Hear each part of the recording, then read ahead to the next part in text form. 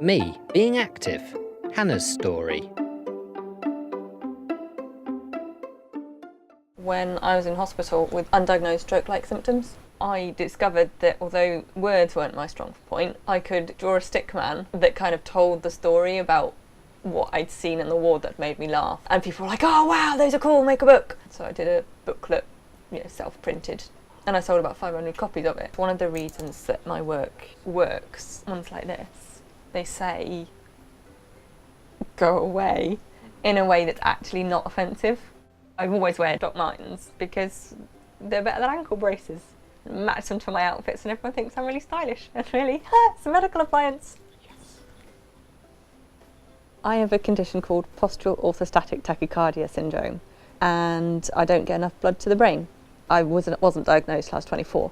Some people faint with it. I just get gradually, or quickly, more and more drunk.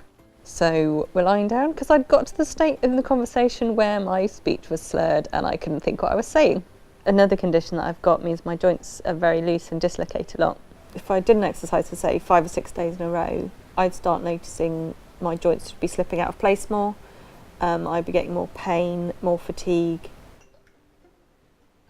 If I made a cup of tea in ballet mode, like really aware of all my posture, I actually didn't dislocate my shoulder. And then that grew into, maybe I could actually join a dance group.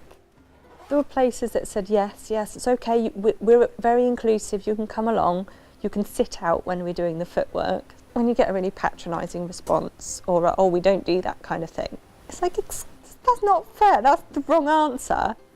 I just want to do something normal. And then I was lucky enough to find Dugout, which really doesn't care what your ability level is. It took about 3 days, spending quite a long time on the internet to find it. A human being could theoretically do like this many things, but in a whole lifetime, you've only actually got time to do this many things. Your limitations might change what you do, but they don't need to actually limit your life. When I'm dancing, although on the one hand, yes, it's helping my conditions and it's essential for them, on the other hand, I'm just dancing because it's fun, which I think is really important, that there's a normality to it. Just because you can't run around a football pitch doesn't mean you can't do sport. And it's just so nice to be active and doing something where, in a strange way, my disability is a bonus. And it helps me do things that other people can't do, rather than the other way around. And it's like all of me makes sense and works together.